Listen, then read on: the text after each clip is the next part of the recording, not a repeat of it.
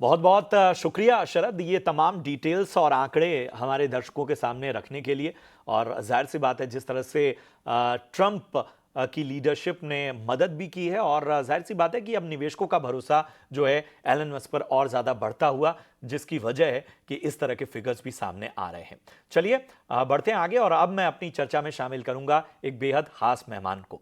हमारे साथ आज मौजूद हैं अर्जुनन पीएन साहब, जो कि को फाउंडर है हेबर से। हेबर एक ऐसा स्टार्टअप है जो सस्टेनेबिलिटी, पर्यावरण, इको फ्रेंड जो पूरा एक बिहेवियर है, उस सबको आगे लेते हुए कारोबार और प्रॉफिटेबिलिटी की बात करता है। आखिर ये स्टार्टअप ऐसा कर कैसा रहे हैं, इसके बारे में हम जानेंगे। हाल फिलहाल फंडिंग को लेकर भी काफी चर्चाएं रही हैं।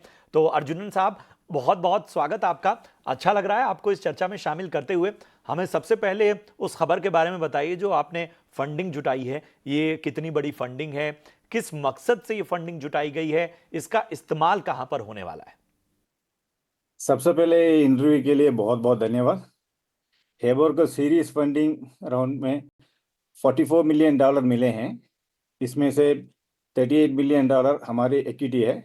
इस फंडिंग राउंड में क्रेजिस, बीनेक्स, एक्सेल जैसा बड़ी वेंचर कैपिटल फर्म्स शामिल हैं। इस फंड का इस्तेमाल हमारे बिजनेस को जो ग्लोबली एक्सपैंड करने में होगा। अभी कुछ महीनों पहले ही हमारे नॉर्थ अमेरिका का अपना पहला कस्टमर कॉन्ट्रैक्ट साइन किया है। अमेरिका का और एक्सपांड करने के लिए, हमारे टैलेंट ऑनबोर्ड करने के लिए भी जो है ये जो फंडिंग का इस्तेमाल किया जाएगा। वाकई बहुत खूब।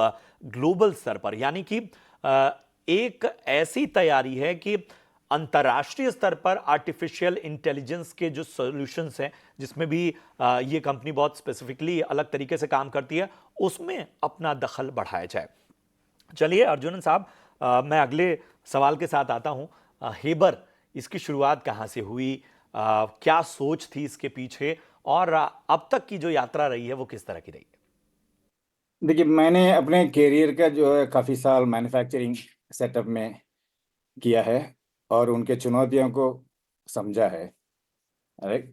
अगर आप इंडस्ट्री की गौर रहे हैं तो सब्जेक्ट मैटर एक्सपर्ट का काफ़ी रोल प्ले करता है यहाँ पे।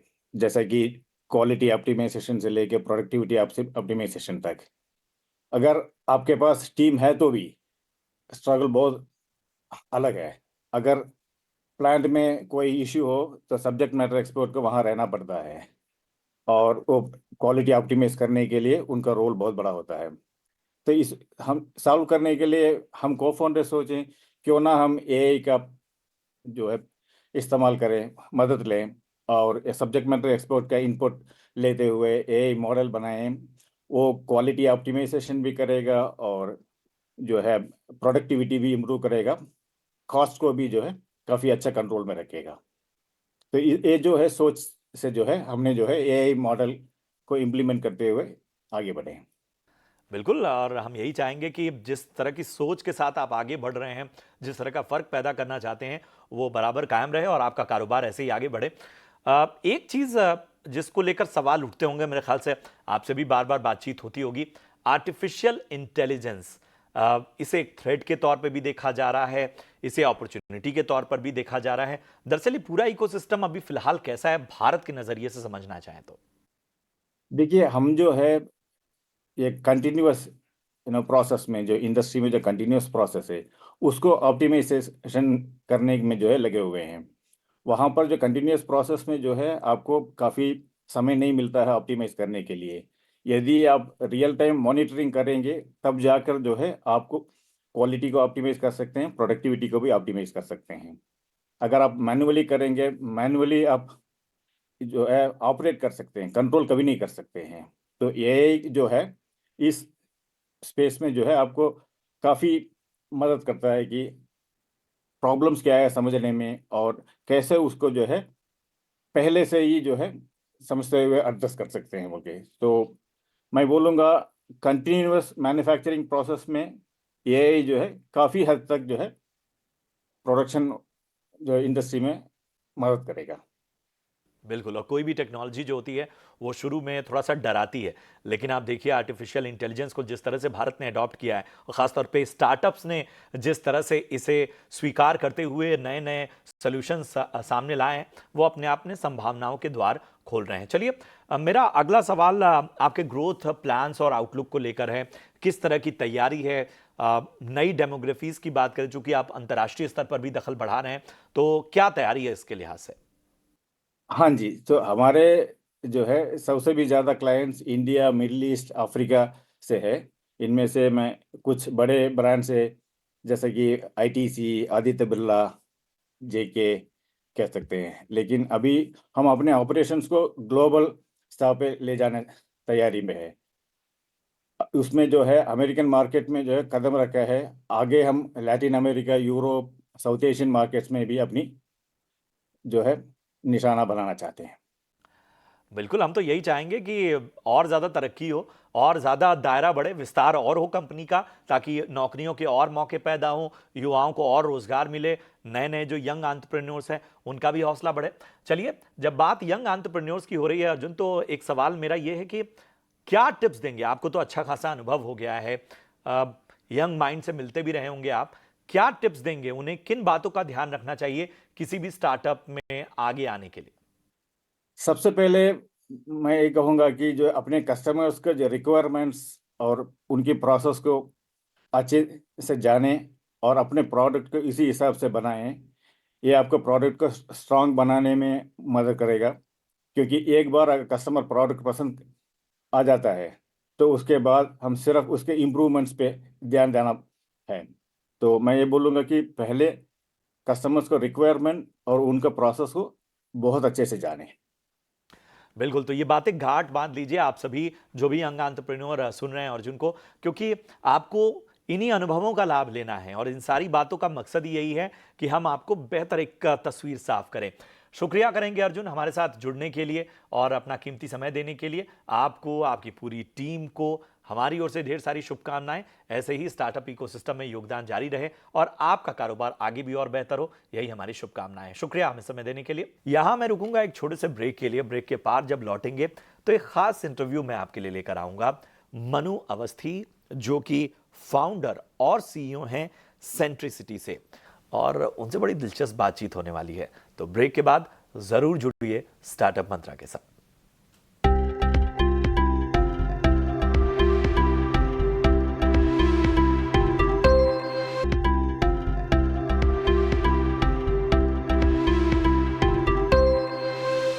चर्चा में जुड़ रहे हैं मनु अवस्थी, जो कि फाउंडर और सीईओ हैं सेंट्रिसिटी से।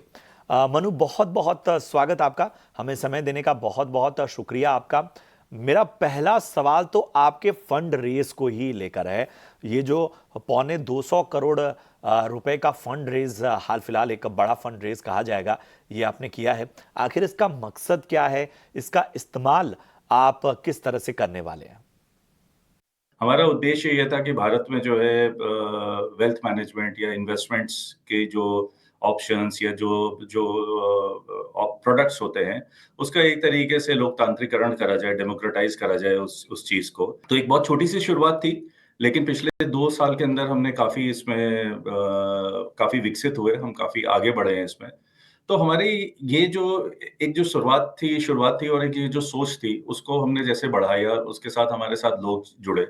तो आज हमारे पास डिस्ट्रीब्यूटर्स जिनको कहते हैं, फाइनेंशियल प्रोडक्ट डिस्ट्रीब्यूटर्स जिनको कहते हैं, जो insurance agents, mutual fund distributors, CS जो हमारे साथ जुड़े हैं, वो आज करीब 4,500 से ऊपर हो चुके हैं। और ये एक बहुत ही बेहतरीन ग्रोथ रही है हमारे लिए, शायद सबसे बेहतर हिंदुस्तान में किसी भी वेल्थ मैनेजमेंट। तो इसी सोच को और इसी चीज को टेक्नोलॉजी पे हम जब लेकर आए और उसको जब हमने आगे बढ़ाया है, तो उस जर्नी में जब हमें लोगों ने देखा कि ये एक ऐसा कार्य हो रहा है जो एक बहुत ही बड़े जनहित के लिए है, तो उसमें लोगों ने काफी इंटरेस्ट, फंड्स ने इंटरेस्ट शो किया, इन्वेस्टर्स ने इंटरेस्ट शो किया, और एक तरीके से उन्होंने आज ये स्थापित किया है कि वो भी इस उद्देश्य में, इस जर्नी में हमारे साथ जुड़ना चाहते हैं।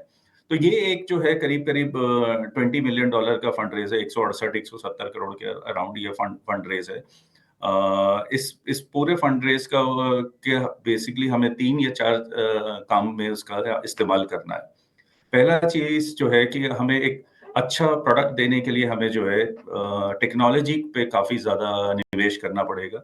टेक्नोलॉजी में जो ये निवेश होगा वो जनरेटिव एआई पे होगा, लर्निंग मॉड्यूल्स पे होगा, ट्रेनिंग एंड डेवलपमेंट मॉड्यूल्स पे होगा।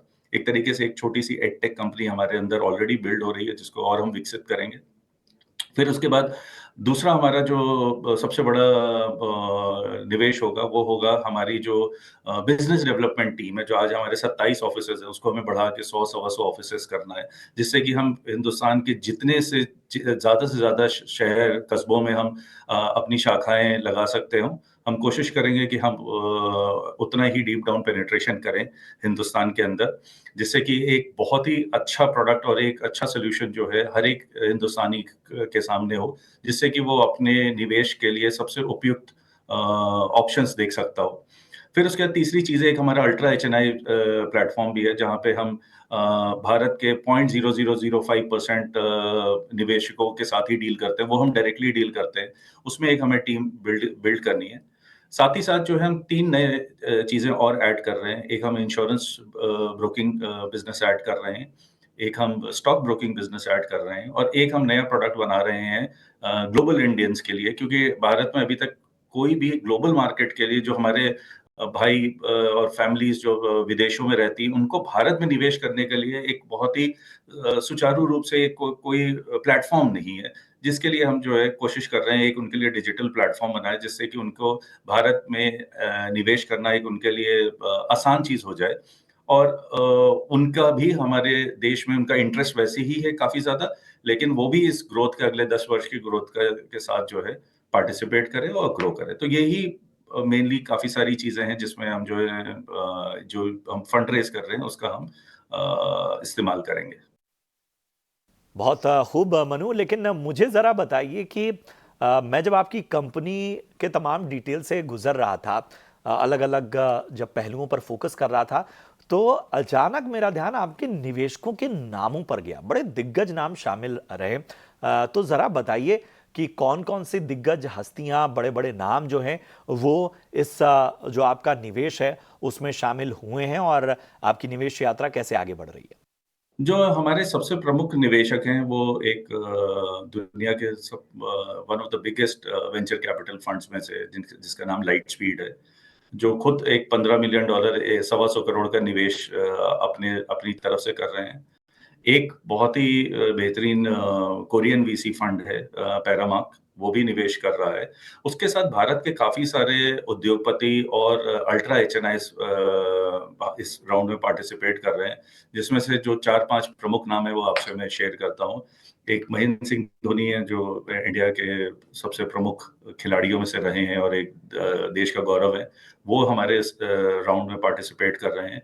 रितेश अग्रवाल जी एक नवयुवक, एक आइडियल जो है इंडियन स्टार्टअप इकोसिस्टम के, जिन्होंने ओयो बनाया एक बहुत ही कम उम्र में, वो पार्टिसिपेट कर रहे हैं। और काफी सारे और शिक्षा के क्षेत्र से श्री आकाश चौधरी जी जो है, जिनका आकाश इंस्टीट्यूट था, वो हमारे इस राउंड में पार्टिसिपेट कर रहे हैं। और काफी और ऐसी ही फैमिली ऑफिसेस जो है हमारे इस राउंड में पार्टिसिपेट कर रहे हैं, जिसपे हम बहुत ज्यादा गर्व महसूस करते हैं। क्या बात है। Light speed, Mahendra Singh Dhoni, OYO के फाउंडर, और जाहिर सी बात है इतने बड़े बड़े नाम किसी अगर बिजनेस के साथ, स्टार्टअप के साथ जुड़ते हैं तो अपने आप भरोसा बढ़ जाता है। चलिए, मैं ज़रा भारत की स्टार्टअप इकोसिस्टम को समझना चाहता हूं, क्योंकि आपने अलग अलग पड़ाव में सब कुछ देखा होगा। सिर्फ अच्छी अच्छी बातें नहीं, थोड़ा क्रिटिकल भी होइएगा कि आखिर चैलेंज कहाँ है। लेकिन ओवरऑल भारत में स्टार्टअप इकोसिस्टम बेहतर ही है, इसे किस तरह से देखना होगा? देखिए, बेहतर इस वजह से है कि लोगों पे मैं भी एक वर्किंग प्रोफेशनल था। ना मेरी फैमिली ने कभी किसी ने व्यापार में आया है, ना किसी ने बिजनेस किया है, तो मैं अपने परिवार में से पहला व्यक्ति हूँ जो आया। और करीब 23-24 साल नौकरी करने के बाद मुझे ये विश्वास था कि हम कुछ इस दिशा में कुछ नया, कुछ अलग कर सकते हैं। तो ये जो बदलाव है, ये मेरे ही अंदर नहीं है, भारत के बहुत सारे युवक, एक्सपीरियंस लोग सबके अंदर आ रहा है, और एक वो दृढ़ता आ रही है और एक वो कॉन्फिडेंस आ रहा है कि आज हम पूरा इकोसिस्टम देखिए बहुत पॉजिटिव होता जा रहा है।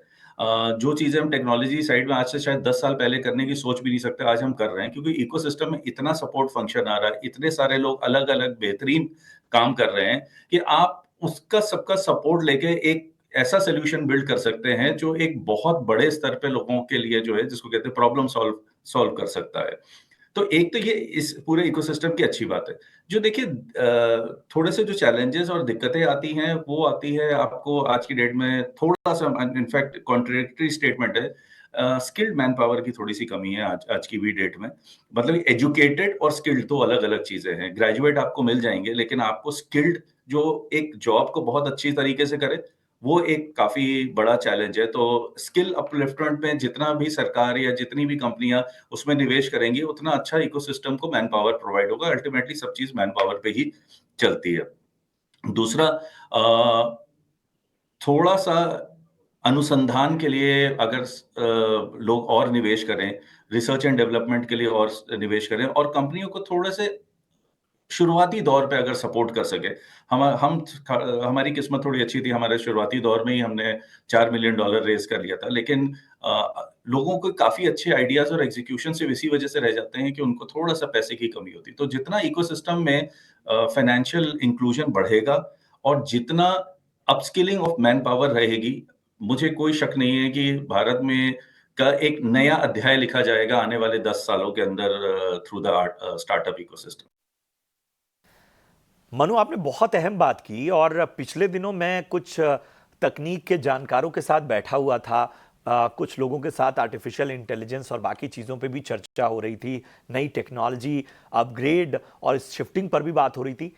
ये स्किल वाली प्रॉब्लम सब लोग बता रहे थे।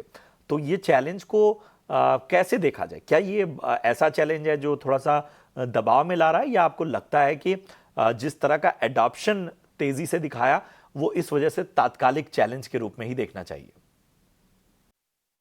देखिए, इस चैलेंज को मैं थोड़ा-सा दूसरी तरह से लूँगा। हम ये नहीं कह सकते हैं कि ग्लास आधा खाली है, मैं कहूँगा ग्लास आधा भरा है। क्योंकि ये इंस्टीट्यूट्स के लिए भी एक बहुत बड़ी अपॉर्च्युनिटी है कि आगे डिमांड है।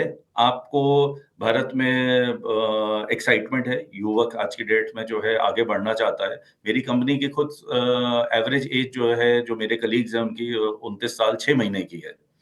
तो आज की डेट में यंग टैलेंट बहुत अवेलेबल है।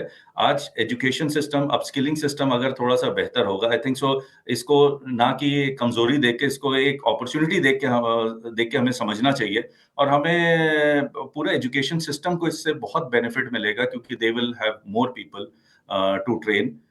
तो इसको थोड़ा-सा पॉज़िटिवली लेते हैं और अगर इसमें निवेश करते हैं और इसमें हम समय लगाते हैं, तो मेरे को कोई ऐसा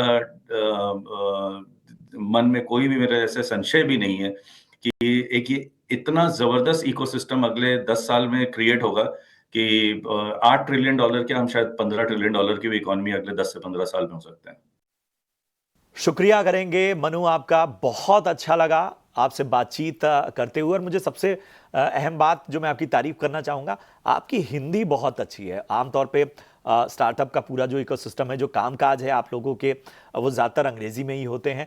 लेकिन मुझे बड़ा मज़ा आया आपसे बातचीत करते हुए और इसीलिए मैंने स्पेसिफिकली आपकी हिंदी की तारीफ़ की। तो ये था आज का स्टार्टअप मंत्र, जहाँ हमने कोशिश की कि आपको बेहतर तरीके से बताएं कि आखिर नई दुनिया के, नए ज़माने के जो नए-नए स्टार्टअप हैं वो कर क्या रहे हैं, वो किस तरह की सोच से आगे बढ़ रहे हैं। और उसी कड़ी में आज भी हमने आपको इन्फॉर्मेशन दी।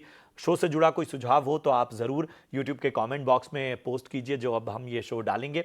उम्मीद यही करते हैं कि आज का शो आपको पसंद आया हो। फिलहाल मुझे और मेरी पूरी टीम को दीजिए इजाज़त। नमस्कार।